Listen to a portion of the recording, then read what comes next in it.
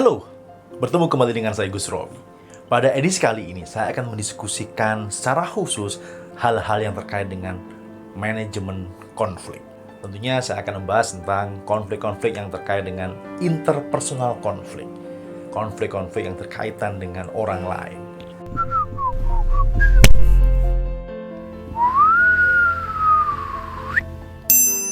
Untuk edisi kali ini, saya akan memulai dengan satu definisi, apa itu konflik. Ketika mendengar kata konflik, apa sih yang ada dalam pikiran Anda semuanya? Negatif atau positif yang muncul di pikiran Anda? Pengalaman saya selama ini, berkeliling ke seluruh Indonesia, di berbagai tempat, banyak orang yang muncul di pikiran mereka ketika mendengar kata konflik yang muncul adalah sesuatu yang negatif. Perselisihan, permusuhan, kekerasan, dan sebagainya. Padahal konflik berbeda dengan kekerasan. Kekerasan sudah ada hal-hal yang sangat fisikal ketika orang kemudian melukai orang lain, ada maksud untuk membuat orang lain celaka. Tapi kalau konflik itu sesuatu yang netral sebenarnya. Tidak positif, tidak juga negatif. Lantas kenapa banyak orang berpikiran bahwa konflik itu asosiasinya atau dikaitkan selalu dengan hal yang negatif? Karena banyak sekali orang berkonflik menggunakan cara-cara yang destruktif atau merusak.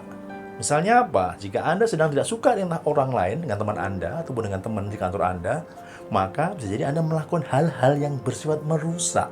Contoh konkret, ketika ketemu dia, Anda langsung melengos, nggak mau lihat. Itu merusak nggak? Merusak itu. Merusak apa? Merusak hubungan Anda dengan orang itu. Atau ketika ketemu, ketika diskusi, Anda tidak menunjukkan muka yang menghormati. Anda menunjukkan muka yang masam, yang marah. Sehingga orang yang Anda ajak komunikasi itu kemudian tidak merasa nyaman dong sama kamu. Itu merusak nggak? Merusak. Ketika Anda berkonflik dengan orang lain dan ketika Anda gagal membangun hubungan baik dengan orang yang berkonflik dengan Anda, maka yang terjadi tentunya Anda semakin jauh dari yang namanya penyelesaian konflik.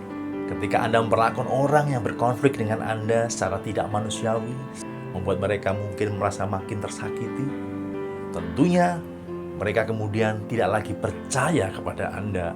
Dan ketika mereka nggak percaya, maka hubungan Anda dengan orang itu akan semakin renggang.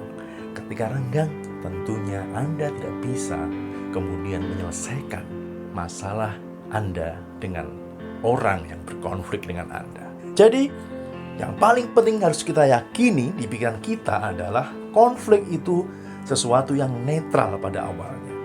Kemudian menjadi negatif atau menjadi destruktif atau merusak ketika kita menggunakan cara-cara yang tidak memanusiakan ketika sedang berkonflik dengan orang. Jadi ketika Anda berkonflik, Anda sebenarnya tetap bisa saling menghormati, saling menghargai, dan saling manusiakan. Caranya gimana? Bolehlah Anda berbeda pendapat, berbeda pandangan dengan orang lain, dengan orang-orang di sekitar Anda. Tapi ketika Anda ngobrolin hal-hal yang lain yang tidak terkait dengan yang Anda jadikan masalah, yang Anda perdebatkan dengan orang itu, ya Anda harusnya tetap aja berperilaku yang sebagaimana mestinya. Masing-masing orang pengen dihormati, pengen juga dihargai. Demikian juga dengan Anda. Konflik adalah perbenturan kepentingan antara satu orang dengan yang lain. Ketika kebutuhan satu orang dengan yang lain saling berkompetisi, berbenturan, maka terjadilah konflik. Apa yang menyebabkan konflik terjadi dan mengapa terjadi konflik akan kita diskusikan di edisi berikutnya. Demikian.